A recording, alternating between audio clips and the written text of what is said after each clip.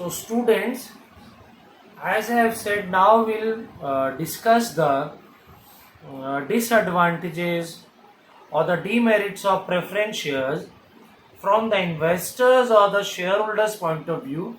As you can see, I have written in the board, there are certain demerits or disadvantages of preference share, such as fear of being shown the door, then lack of voting rights, no capital appreciation, and no guarantee of dividends payment too. So, as we will cover from the first, that is lack of voting rights. So, as I've stated earlier, that equity shareholders gets the voting rights.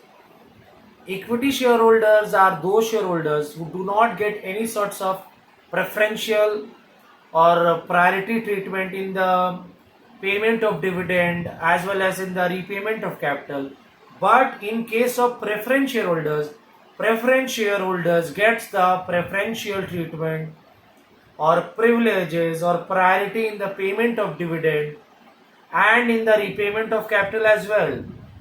But in this case, here the preference shareholders does not get any voting right, means the preference shareholders does not get any voting right and not in the activities and the management of the company affairs, they do not have any voting rights except in the case of participating preference shares.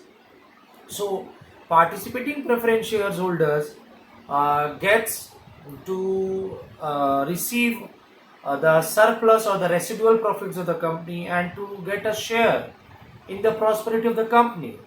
So whenever a company earnings rises, whenever a company revenue sales generate rises, whenever a company is going through boom period or apex period, so when the company earning rises, there is not a single chance that a preference shareholders will get any share in the prosperity of the company. I repeat once again, when a company earnings, sales generation, profit generation rises, there is not a single chance that a preference shareholder will get any prosperity chances, will get any share in the prosperity of the company or the profit of the company, and there is no voting right given to the preference shareholders except there is an exception in the case of participating preference shares, because participating preference shares gets the share in the residual profits of the company. So I have written here, when a company earning rises, sales generation, profit generation rises rapidly in the boom or the apex period, preference shareholders do not get any chance to have a little share or any percentage in the surplus or the prosperity of the company except in the case of participating preference shares, which I have written here. Now, fear of being shown the door. So from the very word you can figure out what it conveys the meaning. Fear of being shown the door means the preference shareholders can at any point of time, at any juncture or the point of time, the company can bid adieu, the company can say goodbye to the preference shareholders. Why? Because when a company is in desperate needs, when a company is in bad and urgent need of funds, so when a company is in a desperate, bad and urgent need of funds, the company raises finances or funds from the preference shareholders.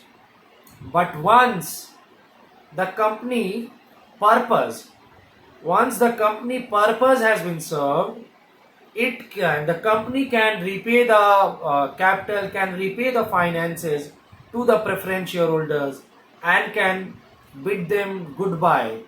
So that is the meaning of fear being shown the door. Means the preference shareholders do not have the voting rights and they can also be shown the door, means they can be told to go out of the company.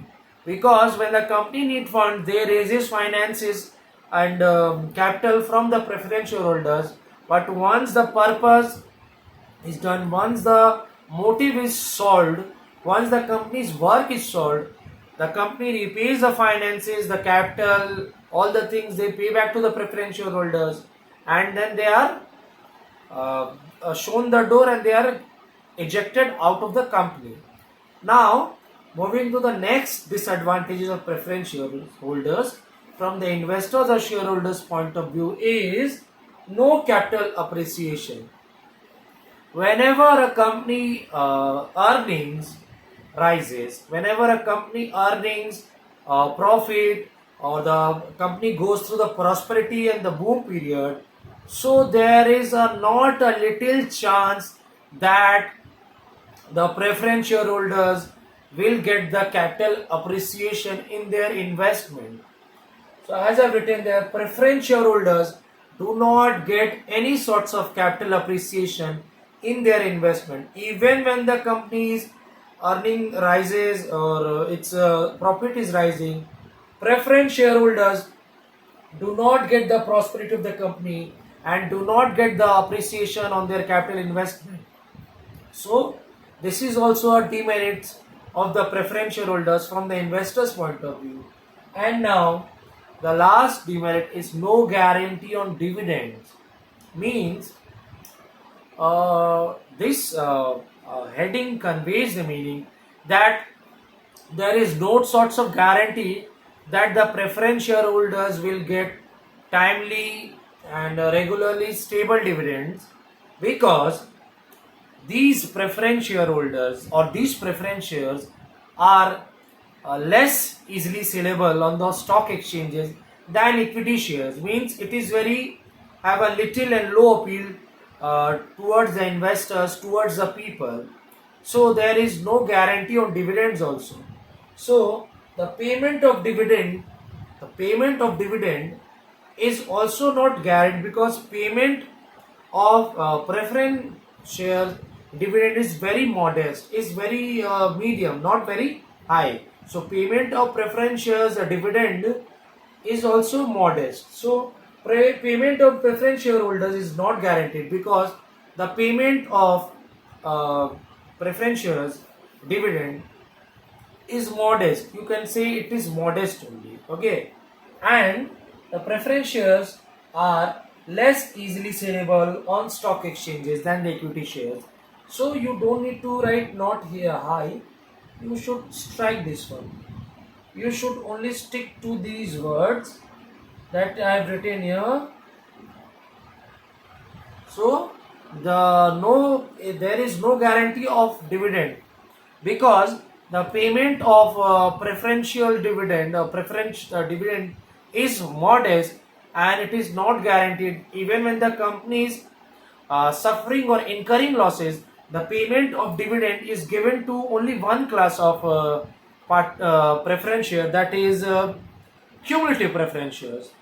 We cannot give to everyone the convertible, non-convertible, redeemable, irredeemable.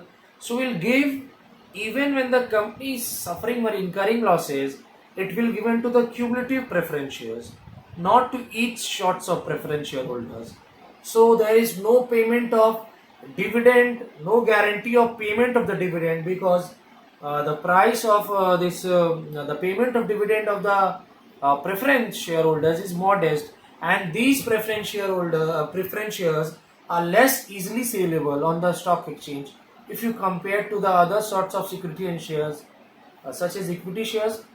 So all of you do watch the video very carefully, precisely, and minutely and attentively, and do listen to the audio clips and watch the video several times, and do, if you have the book, do refer to the book, and so as to get the meaning and to get the conceptual clarity.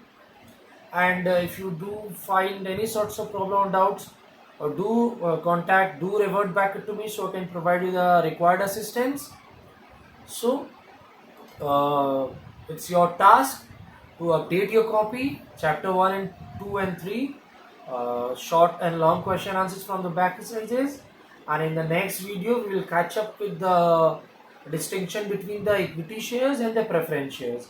So meanwhile, you all jot down the key terms and the points at your respective commerce copy.